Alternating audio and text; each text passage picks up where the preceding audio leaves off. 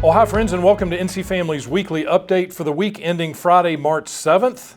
It's been quite a busy week for us here at NC Family. Of course, President Trump gave a pretty remarkable address to Congress and the nation on Tuesday night. The record hour and 40-minute speech was chock full of policy, politics, domestic issues, and foreign relations. We certainly don't have time to go into it all, but I would like to highlight one item, and that is the president's strong and unwavering position on gender-related issues. During the speech, the president mentioned a number of executive orders that he has issued over the last several weeks, and we've discussed some of these in our videos, but I did want to highlight those that he mentioned.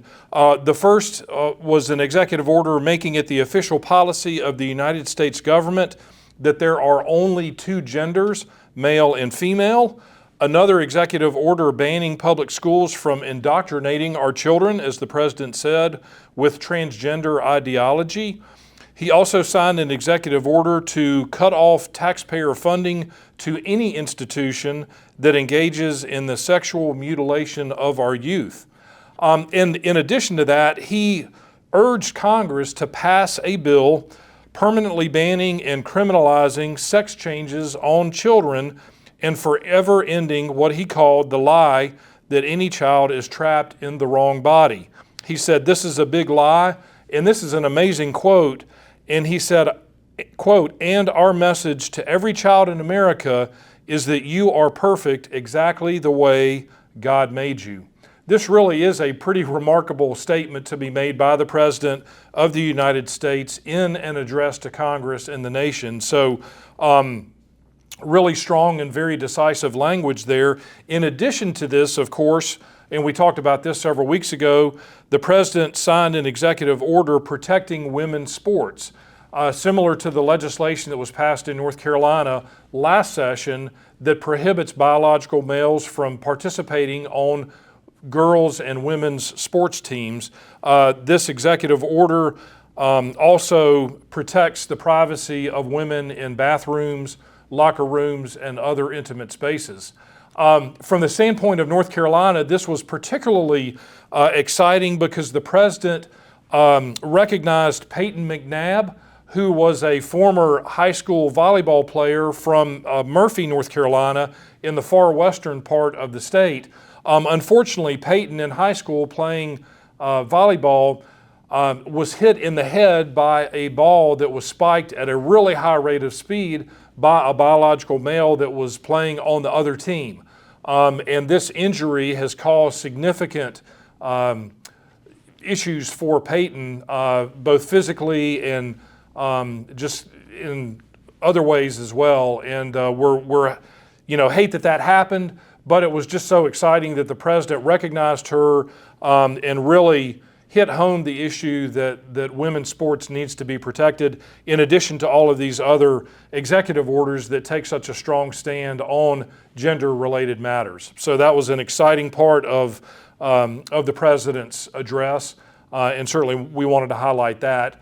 Now, closer to home, the North Carolina General Assembly has been very active in the State House. It's been what you might call a God and country week, as the House committees approved bills that would require the display of our national motto, "In God We Trust," over the dais in both the State House and the state chambers. So right above where the Speaker of the House stands and the President of the Senate, or the Lieutenant Governor stands, whoever is presiding over the Senate.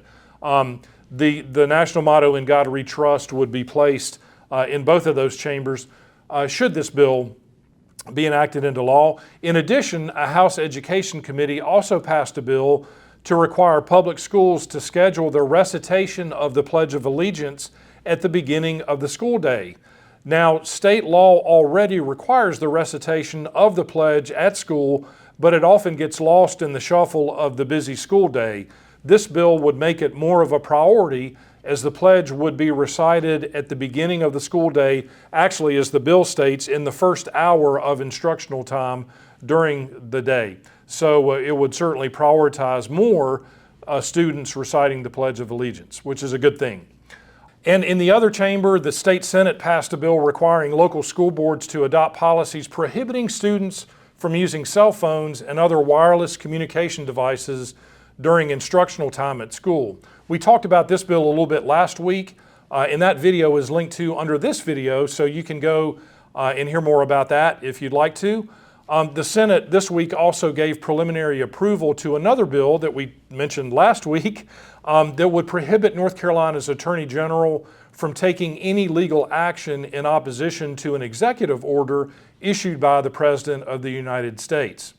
A bill is also moving through the Senate that would eliminate DEI, or diversity, equity, and inclusion initiatives in public education. This bill focuses on ensuring dignity in public schools and removing what the bill defines as, quote, divisive concepts, especially those suggesting that certain individuals are inherently superior or inferior because of their race or sex. This bill will likely come before the full Senate for consideration next week. In addition to tracking all these bills, your NC Family Government Relations team has been down at the General Assembly all week monitoring budget subcommittees, talking with lawmakers about a myriad of issues, and reviewing every bill, as we tell you often, every bill that's filed in the General Assembly so that we can keep you informed and up to date of what is taking place. So please stay tuned because things are about to really gear up for the next few months during the legislative session. As always, we're extremely grateful for your interest, for your participation, your partnership and support, and especially for your prayers. So please keep praying for the NC Family team, and we'll keep being a voice for family values and biblical values down in the North Carolina General Assembly. So thank you all. We look forward to seeing you next week, and God bless.